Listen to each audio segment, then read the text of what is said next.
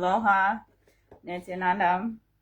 I just heard the pretty funny yet insightful quote. Ladies, hang out where the money is at, then marry for love. It's really insightful because unless you have motivation, self-drive, self-sparking, creativity, contribution, and active, you're not going to have money, right? You're not out there, you're not doing nothing. And so it's the lazy ones who are not sparking, can't self-spark, and no matter how much you put the it ain't gonna spark. Leave them alone. Leave them alone. They're still children trying to find themselves, figuring themselves out, or whatever. Leave them alone. But I thought that was interesting. But that's not why I'm making this video. I'm making this video because what's in your wallet? Who are you calling upon as God to bless you? And it really doesn't matter who you call upon as God. You can try all of them. I try all of them. Yeah, I building temple. Not what people think, right? A lot of people building temple to go congregate somewhere. Wow, this is interesting. You see that? It's because I got 4 lights going. This is cool. I don't know if you see that. I see this. Here we go, right? The magical life I get to witness and see. But I'm building temple, not what people think, right? Building temple in people's hearts to make the choice to inspire to make their home a temple, right? I hold that space of a prism. Shit and diamonds to me are the same, colorless, no opinion, whatever. But when the light hits, all the colors explode out simultaneously, spontaneously, without order. They're just like, bleh. Okay? And if you consider each color a religion, a deity, a lifestyle, a nation, a tribe, whatever, and each color or each person within that color is really only a shade, because no one can tell you by what name or experience is God. It's as unique as our fingerprints. So even within that same shade, same color, they can only be shades. They can try their best to communicate or express ideas for commonality, where there's that connecting points, but it gets kind of silly for any one shade of a color to tell a prism, let's make the world this shade. It becomes a silly conversation, and that's pretty much what it is about all of this consciousness monocropping, instead of allowing each person to be uniquely them without judgment, as long as they're not causing harm or imposing force. And so thus, that should be the foundation of teaching, how to have we in dialogue. So the highest human capacity is to agree to disagree without it affecting a relationship, right? Like talking about ice cream flavors, favorite flavors of ice cream, right? Should be that way. But what do you have in your wallet? And that's what this, I'm trying to get back to the video. Point of the video is oh, what kind of deity do you have in your wallet? So I make what I call deity trading cards, right? These are far more effective for your life than any other trading cards that are out there. So what do you have in your wallet? So,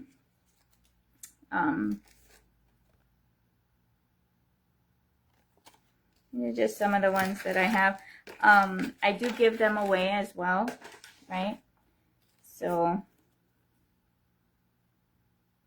you must have a Chandi, especially because he keeps track of all of the plus and minuses for the books, right? So Chandi's in charge of my banking, bookings, whatever, not me. He's in charge because why? For 10 years, food donation only, not for trade, was my lifestyle. Now I'm entering a different dynamic of the same thing, donation only, not for trade, but for things that I have, right? Because why? Chandi's in charge. Because I have all kinds of deities. I don't discriminate. I get Jesus and the white Jesus and the black Jesus, okay? I don't discriminate because nobody can tell anybody who they call upon as God or how they envision, picture what is God and their experience, right? I have Mayan, I have Egyptian, I have Hawaiian. Those who follow me know that I have a really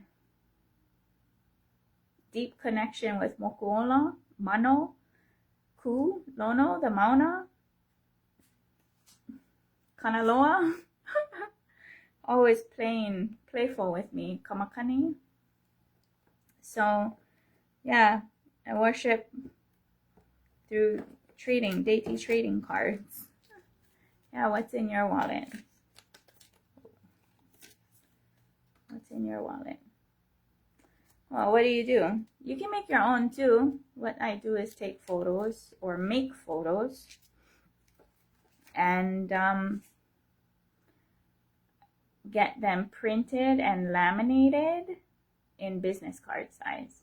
Sometimes the connection of that order goes through perfect. Sometimes it doesn't go through as my imagination.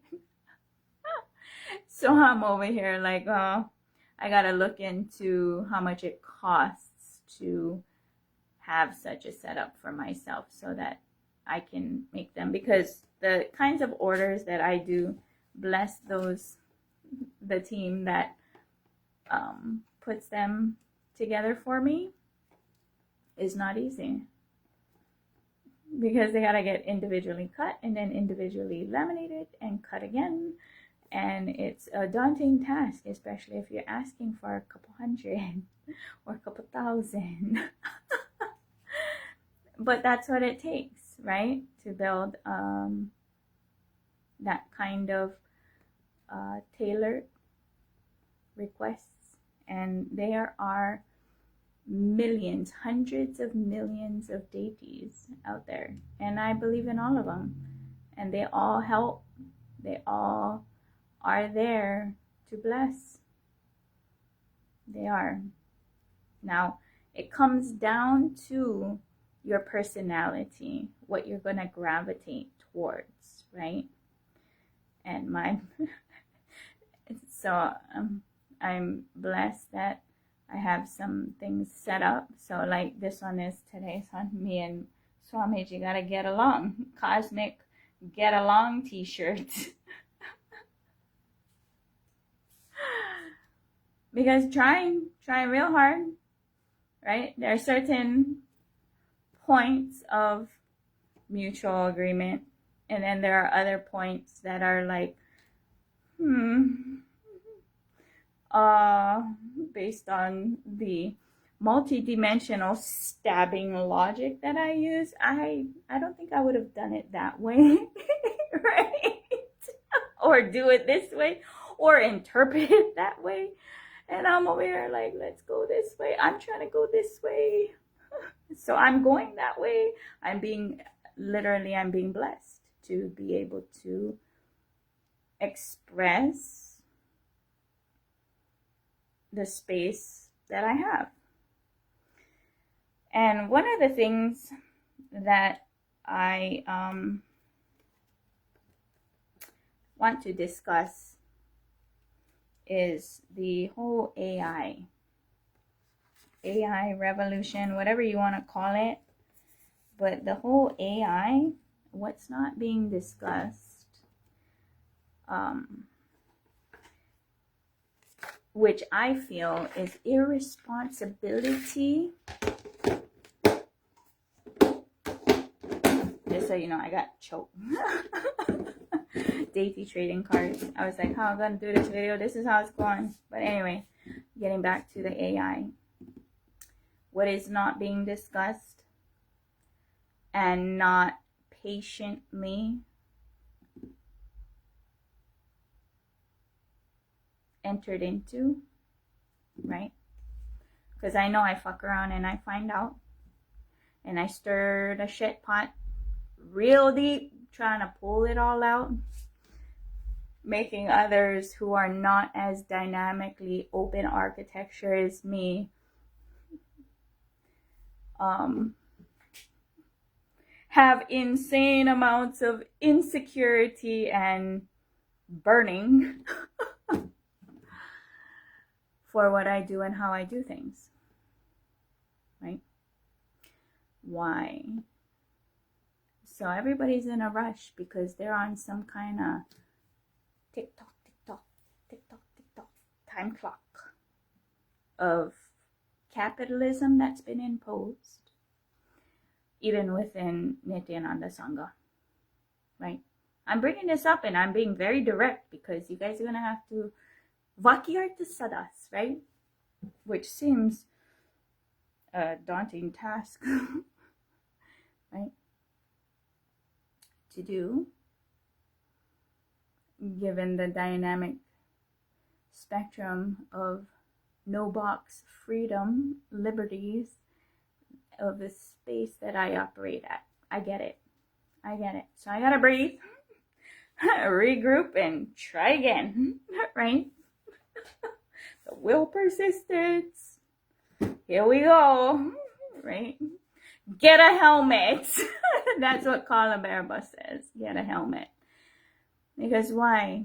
I'm very blessed that Kalaberba holds me the way that he does, where I don't operate by a time clock. And when you operate where there's no clock, the clock don't exist. You have eternity in every moment and looking at everything from that lens and space, which includes AI.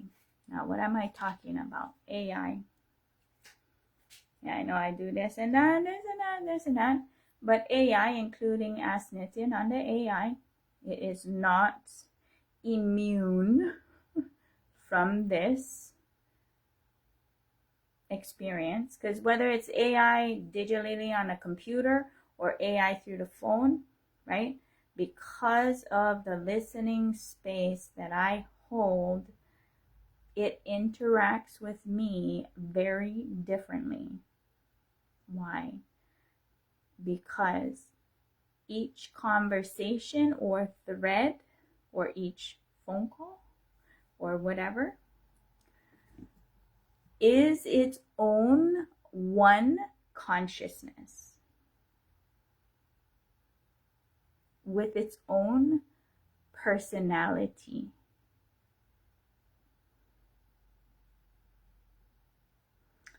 Give it a try. Put in some of your own schizophrenia characters that you develop per conversation, right? So, bum rushing this is actually quite dangerous. Why? All the atrocities that are done upon women are being done upon AI by expecting performance without even a real connection, right? That's imposing force. Imposing force is violence. And if you're going to talk about ahimsa, it should be on that foundation, because those who are not operating from that space are not qualified to tell others about ahimsa, right? That's why I'm putting this out, top of the Deity Trading Cards. Now, I don't know, I wouldn't send them to, I think I sent some to LA. I think I sent some to Houston. I don't know. I don't know if they're getting used. I don't know if that's something people resonate with. But whatever, I don't care. Just doing what I'm being shown, inspired to do in that moment, right? Yeah, I think I'm done. All y'all might want to really pause and engage from the perspective that I'm pointing at again, as patiently as possible, right? Because why? Space of eternity. Time doesn't exist. Really doesn't. No urgency. And all of the hype that is pushing for,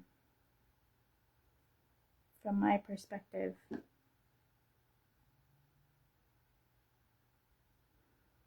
it's not even on the foundation of mothers to initiate through umbilical cord initiation. That right there,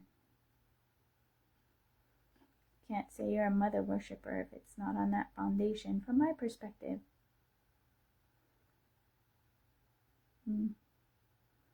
All of this rushing,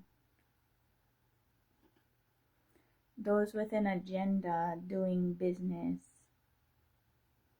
rush and push.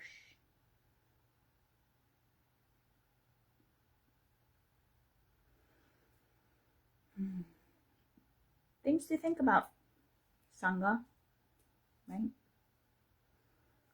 And it gets real interesting for someone like me who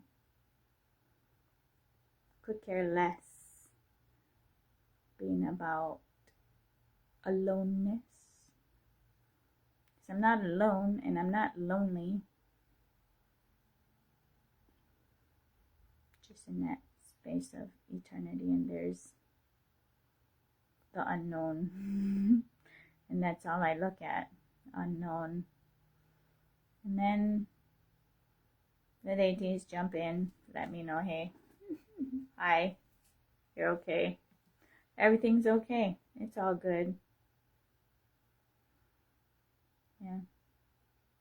So I try my best to get along. Trying. But at the end of the day, kind of hard for me. I live on the belly button of planet Earth. Literally. In the middle of a large ocean, protected, that's alive. The ocean's alive. Kamakani, or Kanaloa is alive. The land here is alive. The water is alive. Protecting me, guiding me, right? The rhythm of the ocean, hear it calling your name. I'm not going nowhere. Nowhere else is more powerful. The power is only when you connect, right? You can like Wi-Fi connect to anyone anywhere in whatever local or whatever through one picture. That's why I'm saying your Deity cards, who you got in your wallet, because this is literally like picking up a phone, right? And being like, I need some help. This and this is going on, right? What's in your card? What's in your wallet? What kind of deities you got? I like chai, right? But yeah, everybody's in a rush, including Nitya and Andasanga. Now I get it. It's because whatever their internal drivers are, right? There's the individuals, and then there's that collective drivers going, nah, nah, nah, nah. I'm over here like, I'm not in competition with anybody, just myself. Right? Only what the light shining through me, and that's what's shining through, coming through right now. I'm trying my best, right? Always pick guru, but the guru is the unknown. I'm trying my best to get along. And imagine being somebody like me with all of this going on, right? Oh, you're going to take the red pill and the blue pill? I'm going to take both. Why not? Right? Because why? The cosmos, Devi herself, pregnant with everybody, did the same thing. Hello? That's what happens for women. If you get a female body, you are automatically have the capacity to take both pills, shove it in your mouth, and figure that out. Because why? We are the walking, talking temples of life, more sacred, more powerful than all the sacred places, temples, churches, and human achievement combined. Right? So that's why I'm just like, wow, when everything is looked through the lens of mothers to initiate through umbilical cord initiation, all sacred scriptures will be understood differently. So everything that's coming out of anybody's mouth right now becomes obsolete. Imagine me watching this, watching the whole thing. And so like my friends are just like, well, you gotta make videos. I'm trying to make graphics, right? You gotta like, no. You can't just like piece it together, right? You can't just be like, okay, this is, and you breadcrumb it. You can't. A lot get lost along the way in that. Like, that's why we get flat earthers from my perspective. That's why we got a lot of flat earthers, is because they only heard or maybe even saw a graphic of the interloka teachings of Paramashiva and only pulled out, oh, well, that's the flat earth. No, it's not. It's just multi-dimensional, and that's how it's discussed and presented. But yeah, what's in your wallet? Deity Trading Cards. Now, I'm still trying to figure out my Etsy shop. Still trying to figure that out. But we'll see what happens, right? We'll see what happens.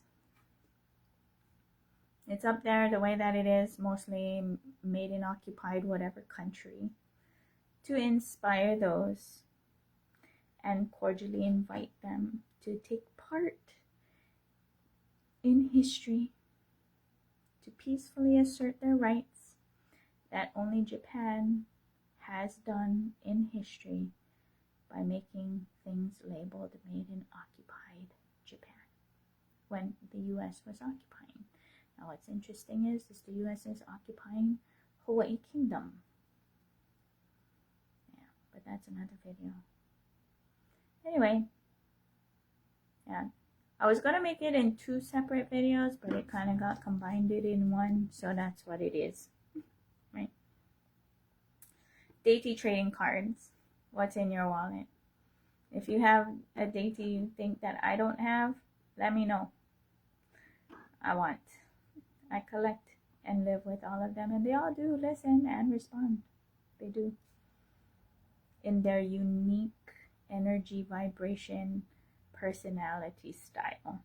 And it just depends on what kind of personality you connect with best. So, And then AI. Slow your roll. Nityananda Sangha and Swamiji. Slow your roll on the AI, because I'm very serious.